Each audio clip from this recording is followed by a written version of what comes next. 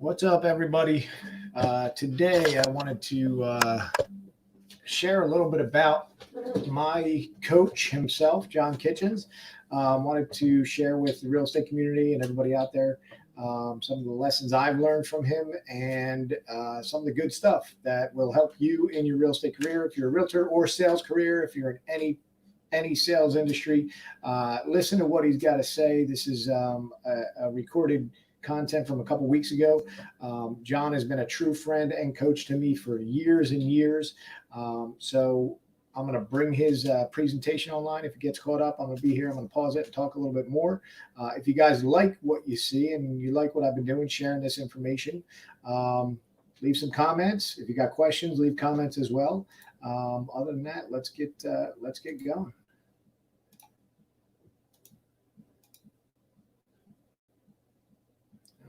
Here we go.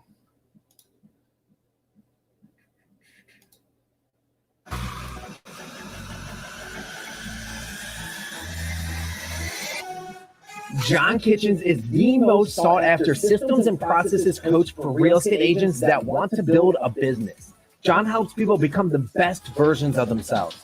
He helps clients turn their real estate practice into a business, which allows them to have actionable plans to get out of being a production agent and become the CEO and leader of their business.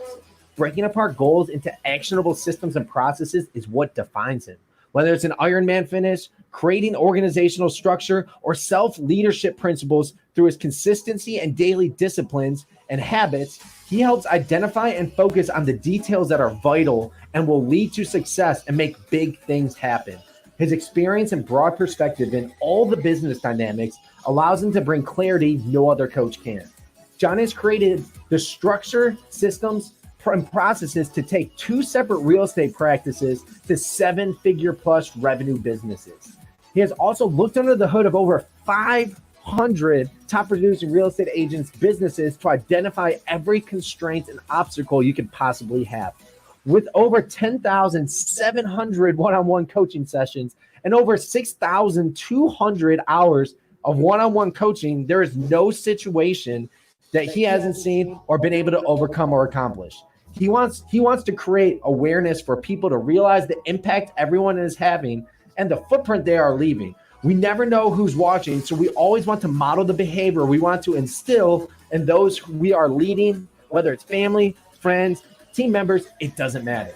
John's mission is to help others transform their business and transform their lives. Here is John Kitchens. And here he is, the productivity warrior himself, Mr. John Kitchens. What's going on, John? What's happening, Nick, man? I'm just I'm honored to be here with you and all the amazing speakers and lineup that we have in place for everybody. Right. And I'm very excited for your presentation here today because productivity warrior, I've heard this. I've heard it in person. I've heard it over masterminds like this. I'm using a lot of these tactics today, and today more than everything to stay productive during these times is absolutely crucial. So I think being a productivity warrior in this presentation you're doing is going to benefit everybody right now and building those good habits. 100%, man. You know, the force of distraction is real, and even more so in today's new world. So, you know, really want to be able to give some awesome takeaways for everybody that they can implement right into their business, to their life right now to maximize the productivity. Yep, I think it's very crucial right now. So I'm going to hand the reins over to you. I know you got your presentation ready, so I'll bring it to the stream and take us away, John.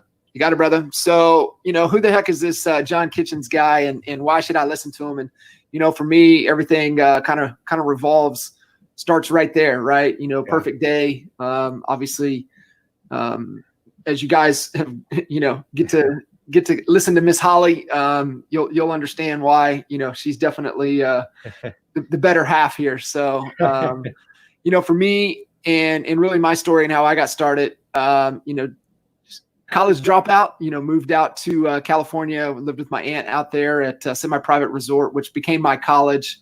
Right. Just fortunate enough to have a mentor and a boss and a leader that really, you know, poured into me and taught me all the aspects of business. And it was something that I was able to bring in and kind of come back home and work with some serial entrepreneurs, friends of mine, Yeah. and how, really help them take 4 ideas to execution, to business, to profitability, and to sold. So they like to flip things. And, they thought it would be a great idea to own a bar. If any of you guys listening in think you want to own a bar, let's have a conversation before you do that. Yeah. And, Michael Reese and I, we go way back. We were actually before we dropped out of college, we were first roommates together out of high school. So I definitely got some great stories, and that's another conversation. Maybe over a few beverages, we can chat about that. But he was the connector. He connected Kinder and I back in 2004, and off and running. Over the last 15 years, successfully started, grown, and scaled 2 separate 7-figure real estate businesses. So, in the trenches for many years. And about 8 years ago, when Jay and Michael kicked off their mastermind program, they said, "Hey man, we need a coach, and we need a coach to coach these masterminds. Right. Game for it?" I was like, "You gonna pay me?" And he's like, "Hell yeah, I'm gonna pay you." I said, "Cool, I'm in." And so, I've personally coached over 500 of the top performing real estate professionals out there. It's kind of cool to see, those that are making a huge impact in the United States and Canada right now have had, the roots run deep. So it's pretty cool. Yeah. Actually, Nick, man, I don't know why I keep track of this number, but we have, and I've had over 10,800 one-on-one coaching sessions at this point, which is just that's insane, mind-numbing, which is about 6,300 hours of just one-on-one coaching conversation. So needless to say, there's not an experience or a situation that I haven't had the opportunity to either go through or help coach and lead those through. Just a few had the opportunity to work with and help, obviously some familiar faces on there, plus hundreds of others. So what's kind of on the agenda here, and for everybody is really, what's stopping us from achieving our results? What's the one thing that matters the most in our business? The number one rule of leadership. What's going to make our success inevitable? And what's the one thing that'll dramatically impact our productivity? So love it. Let's dive in. And I think this is a quote we've been throwing around, but even more so now than ever. Guys, if we don't, adapt to change, then this irrelevancy, we're not going to like it. And so it's really, really important for us to adapt and continue to become better versions of ourselves. So Nick, I like throwing little pro tips in there. So, pro tip, when you see it come up, it's just hey, pay attention, because what I'm about to share is really important. Right. So a couple questions that we need to constantly be asking ourselves, are we dissatisfied with our results? Do we know that, man, they could be better? Right. And are we uncertain, man, what's the problem? And if we answer yes to any of these questions, then the answer is we're the problem. And so, when you think about it, when a company gets in trouble, they fire the CEO. A team starts losing, they fire the head coach. Yeah. And we have to understand there are no business problems. There's only leadership problems. And you might think, well, John, there's a lot of business problems right now. Well, how are you handling it as a leader, right? How are you handling, adapting, and navigating the new norm, right? And how are you navigating your business through this time? Hey, there's challenges, there's market situations, there's curveballs that come at us every day, every year, and throughout history, it's there. So you guys can see it. So how are you leading and navigating is the real thing to focus on here. And before we can lead others, Nick, we have to lead ourselves first. And a great question is, would you follow you? Would you want your kiddos to work for you? Right? That's eye-opening. That's like that'll shake you at your core. Right. And so these are just really, really powerful things to take a look at, and really, really important for us as we continue to go. And this is number one, guys. You might be trying to figure out, hey, what do I do now? What's the first thing I do? Right. This is the first thing you do, right? You have to focus on you. It is all about self-leadership. I'm gonna give you guys a couple nuggets here, and then definitely some tactical items to be more productive. So Nick, got another little pro tip. Too much sauce. Too much sauce. Self-leadership. And this is where people fail in leadership because they have not spent enough time leading themselves. And the main skill here that we want to develop, right? So skill, anything that is a skill can be improved. Leadership is a skill. It can be improved, right? And, John Maxwell talks about leadership is just really being able to influence another human being. Right. But within leadership, the skill that we need to develop is emotional intelligence. And it's been thrown around loosely. And so a lot of people are like, well, what the heck does that mean? Right. And what it really means is broken down into these five parts. Self-awareness, the exercise, your strengths, your weaknesses, your opportunities, your threats. What are your strengths and opportunities, right? What is that? What am I really, really good at? And if you don't know, ask somebody that is not afraid to tell you what you need to hear. Right. And they'll tell you, just ask, hey, what am I really good at? What are my superpowers? And what do I suck at? Right. So helping us build that strengths and weakness. Next is self-regulation. Self-regulation is just being able to control our emotions. Okay. And, really good to help build that and regulate it is focusing on cardio, getting out, making sure that you guys are still getting out, going for a walk, going for a run, just any type of to where you can raise your body temperature, break a sweat, right? Did you sweat today? Right. that helps us. And it's not so much lifting heavy things. We need some cardio, which helps keeps our emotions in check. Motivation. People can inspire us, but they can't motivate us. Motivation is internal. What is it that is really driving us to be better? Like what is that? So what's that internal motivation? And, sometimes it comes from, trying to prove somebody wrong, right, or trying to get the approval from someone else. Right. And it's usually one or the other. And it's good, man. If you're trying to prove somebody wrong, could be a good motivation. Right. So there's nothing wrong with that. Social skills, right? Knowing when to shut up, knowing how to handle yourself with another human being. And, we've got a lot of great mentors out there that are, this is the human connection time, right? Focused in building relationships. What are your social skills like? And then the big one here, Nick, is empathy. And if you can just grasp this, you can struggle with those other four, but if you can just grasp empathy, you will have a high level of emotional intelligence. And really empathy is being able to put yourself in somebody else's shoes. Right. And, really, before you think, as you guys are really tweaking and dialing in sales and marketing for the new world, you need to be thinking through what is that human being thinking, right? What are the problems they're trying to solve? Like what's going on in their life? We have to put we have to get in their shoes. And that's really, really important to the skill to develop to help us with our emotional intelligence. And really quick, I think there's a big importance between the definition of sympathy and empathy, right?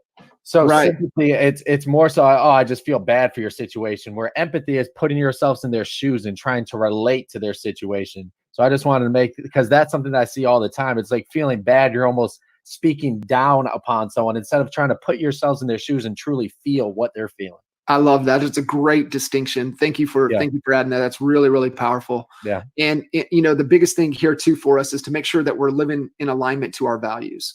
That's when you talk, physical, mental, emotional, spiritual is not really so much in the form of religion, but really tapping into who you are. Are you, living in alignment to your values at your core?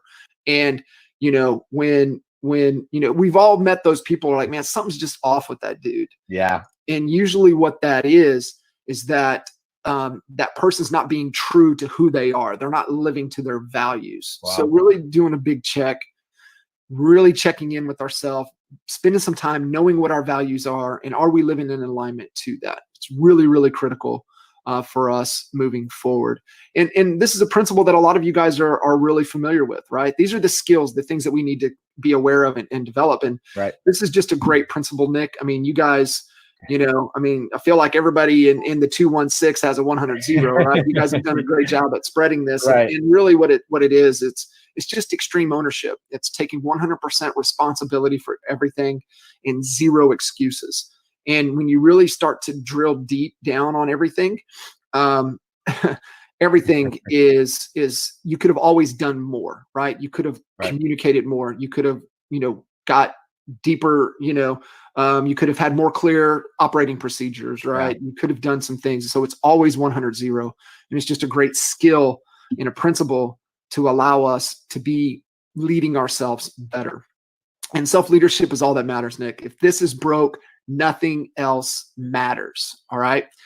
And our man Biggie, we can't change the world until we change ourselves. And so that's really, really key for us to pay attention to. All right. So Nick, we got another pro tip here. Love it.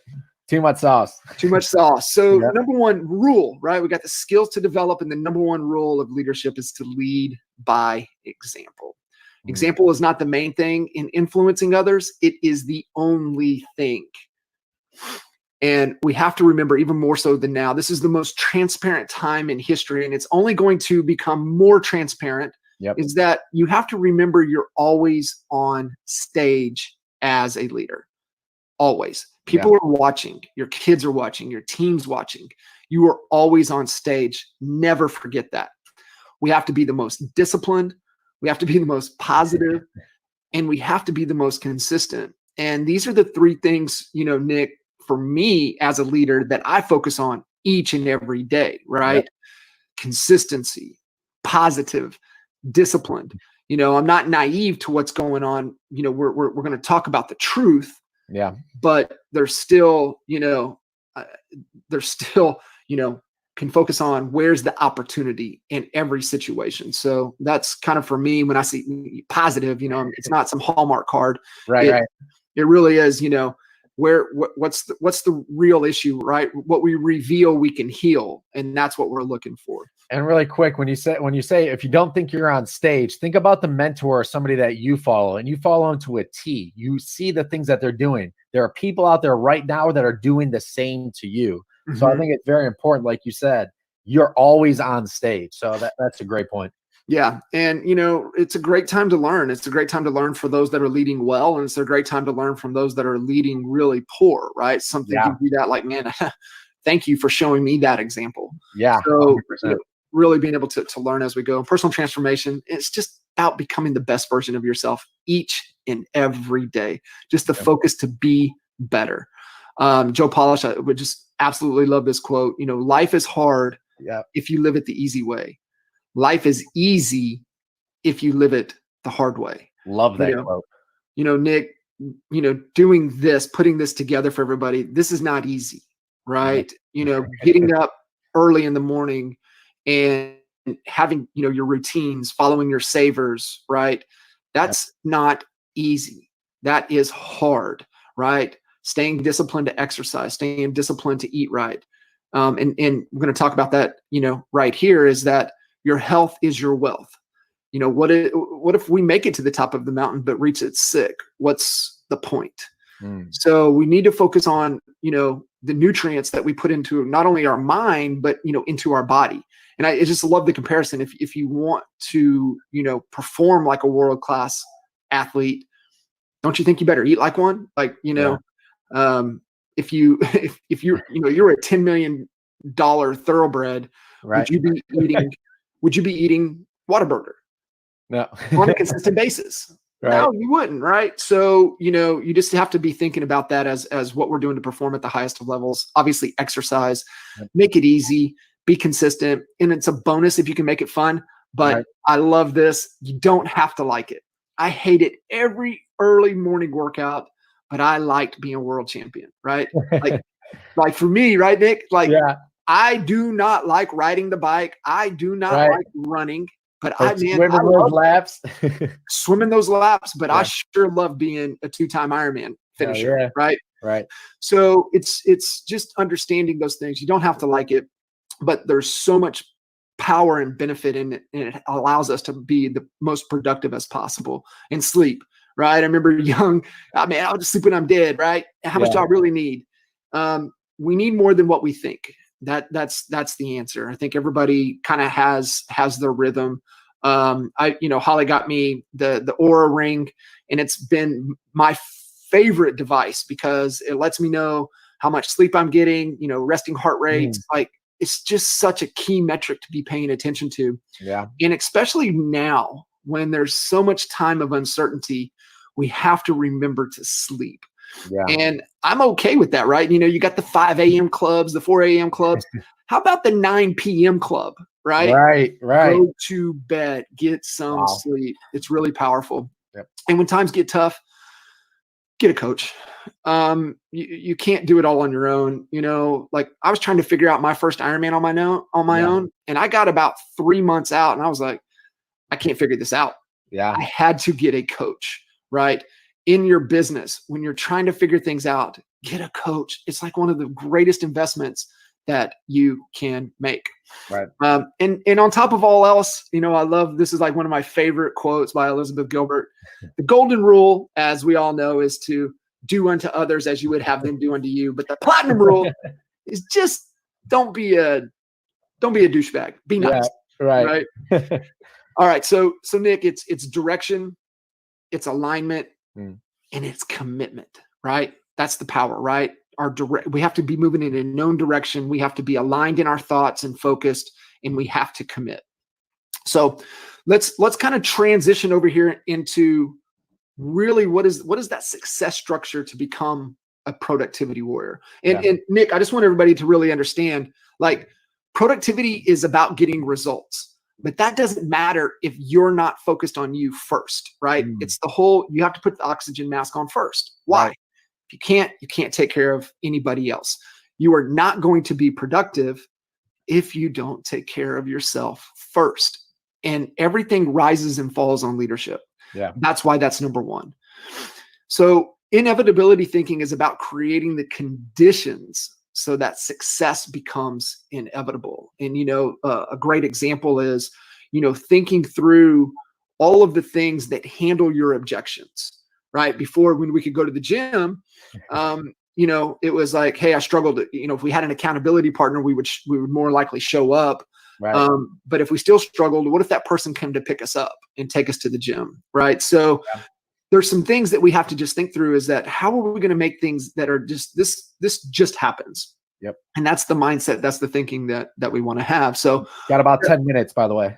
We got another little pro tip here. And so the number one factor to your success, right? The number one factor to all of our success is in our habits.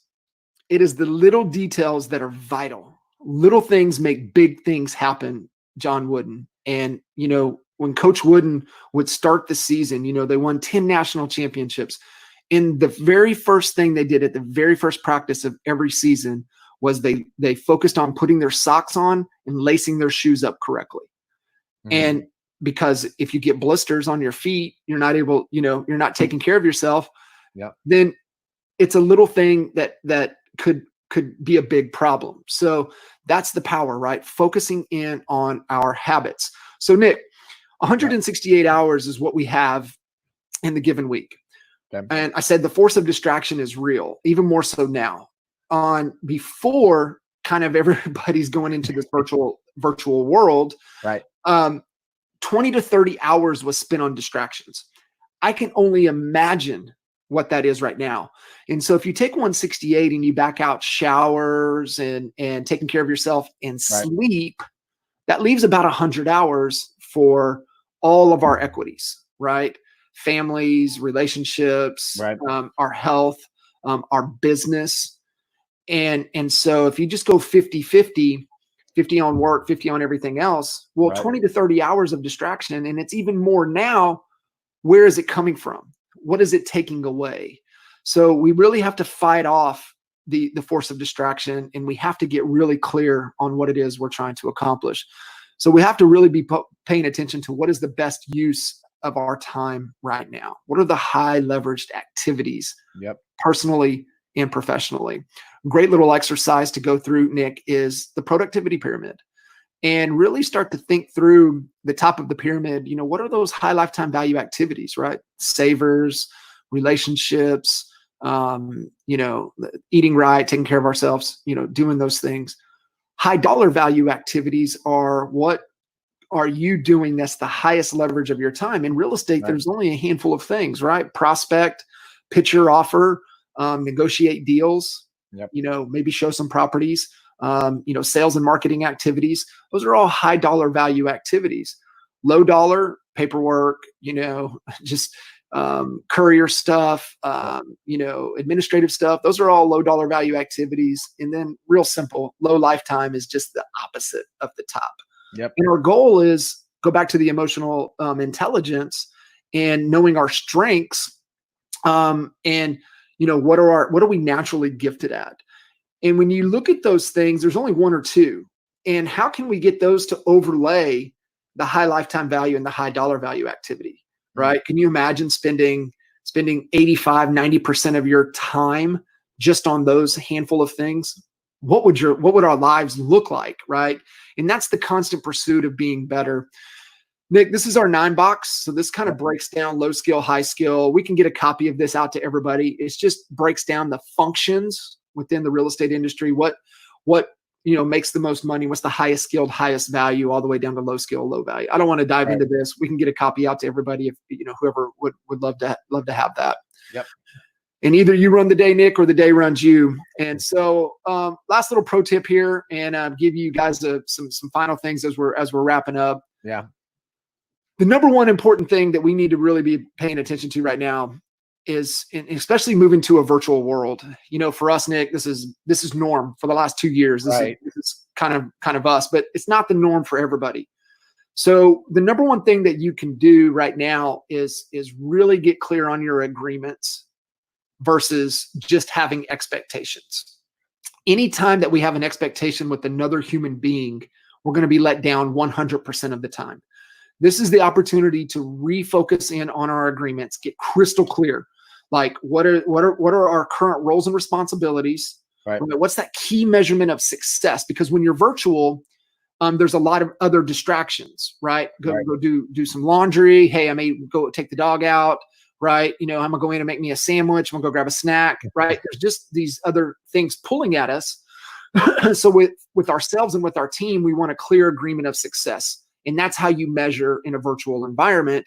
Are they doing what we're compensating or what we agreed to do? So agreements are powerful. Agreements versus expectations. Set that up. The next thing is Sunday planning. This is where we get really clear on that 168, not only for our business, but now really more important for our family, especially if we've got kiddos at home, right? We got to lay out breakfast plans, lunch plans. We lay out dinner, our new workout regimen, new workout schedule. Hey, can't go to the gym right now. What are we doing, right? What's that workout look like every day for us? Part of the Sunday planning is really identifying those non-negotiables. Yep. What are our MVPs? What are our most valuable priorities that we're committed to accomplishing this week? Making sure we still have date night in the calendar, our workouts, family dinner, right? Where there's no technology, where we're just connecting with our family. And then those high leveraged activities, part of the 9-box, part of the activities of whatever they are of your business, those HLAs. The most powerful productivity tool that we all have is our calendar. Yeah. To fight off the force of distraction, Nick, man, we don't want any white space. We want to make sure that we've allotted what we're going to be focused on. And what I would recommend, Nick, put some time in there to just do whatever, right? Get lost in social media, Right. Hey, go do this, go do that, right? But put it in the calendar. Just be able to have that. Create some flex space so we can breathe with it a little bit. The technology thing here that we really have to focus on to enhance our relationship. So I want to share this, Nick. I got this and one other thing to share real quick. Perfect. We have to use technology at this point to enhance our relationships. get comfortable utilizing everything Google has to offer. You can use Google Hangouts, Drive, share everything through there, the calendar, Zoom, utilize Zoom, right? There's a thing with the humanistic factor that we need to incorporate. Right. Verbella, for us at EXP, we have the World, which is Verbella. But Verbella also allows you to set up team meeting rooms, so you don't have to just be a part of EXP to be able to take advantage of Verbella. We actually set we set the coaching company up in Verbella, and we have our team meetings inside of Verbella. So utilize that avatar, and then use something like Trello, right? When you're virtual, you need to have your projects, your tasks. If you weren't already using it, you have to get there. You have to use it. If you're used to on a whiteboard, you need a virtual whiteboard. You need a virtual project manager. And then, Nick, find your rhythm. Yep. You've got to make sure you've got morning huddles. We've got to make sure that we've got end of the day reports, making sure that you're connecting with your key people in a one-on-one stature. Just how are you doing? How are you holding up? How's the family? Like, what's going on? And then establish that meeting rhythm, but find your rhythm. It's so, so key. And, Nick, the question that I, always, asking myself at the end of each and every day, to maximize productivity, did I move closer to my outcomes? Right. So, all right. So I'm going to bring you back up here. And I think part of this, number one, the one quote that I was able to take from, there's a lot of quotes, but the one that impacted me a lot every morning was, if you do the easy things in life, your life is hard. If you do the hard things in life, it becomes easy. And every morning, that's something that's in my mind. Yeah. But I think there's one thing that I want to cover. So what is it that you do at the end of every single day? I want you to speak upon don't you write out all the things you accomplished in a journal, correct? Yeah. I think that was very key, is something that I picked up that I think you should share here as well. Yeah. Two key things, right? Yeah. Hal talks about the savers. He talks about affirmation, the silence, affirmation, visualization, exercise, reading, scribing. A is affirmation. I would change that out with gratitude. Okay. I would focus more on a gratitude practice. The struggle ends where gratitude begins. So at the beginning of every morning, the first thing that I do with my phone, now I may not grab my phone for 30 minutes after I wake up, but the first thing when I do grab it is I open up Evernote and I write down, what am I the most grateful for? 5 to 10 things that I'm the most grateful for right now. And at the end of every day, I've got an alarm, goes off about 7:45 every day on my phone, and it just says wins. And I just go into my Evernote, and I just write down all the victories for the day, right? Woke up in my bed, next to Holly, right? I got a great run session in today. I had, the opportunity to be here with all of you guys today, right? Had to connect with you, Nick. It doesn't matter. The thing is that when we acknowledge our accomplishments and really understand that we are doing positive things every day, because it's real easy to be hard on ourselves. Yeah. And start that negative self-talk. You're a loser, this, that, the other. Yeah. Or when you feel defeated. And when you do, you can just go back into your Evernote and you can just start scrolling, and you're like, holy smokes, like, I am winning each and every day. Yeah. And that's powerful, because all of us we're winning each and every day, and we need to acknowledge it. I think that's huge too, because I know I started doing that after you talked about it at the last time I heard you talk about this. And there's sometimes I'm like, man, this week sucked, right? And I went back to my notes. I'm like, this week was pretty dang good. We got a lot accomplished, and there's always more to be thankful for and to be grateful for. Something I started doing after you spoke too is I would send out 2 gratitude video texts a day, right? Just letting people in my life know, letting past clients know that you're just grateful for them. And it really does go a long way, especially like you're saying, during these virtual times, adapting to the virtual times and staying consistent with your habits is more crucial now than ever. It is so powerful. Yep. Well, John, I appreciate it as always. I know people got a lot of values out of this. Like we said before, it's going to be raining nuggets. I know we got some nuggets here, but John. All right. I hope you guys learned some stuff. I hope it was worth your time. If you didn't catch the whole thing, check out the replay. It's going to be on my Facebook page, so it's there for you. If you'd like to throw some comments, man, any questions for John, myself, Nick, we'd be glad to help you. Hit us up. and have a great day. Talk to you later.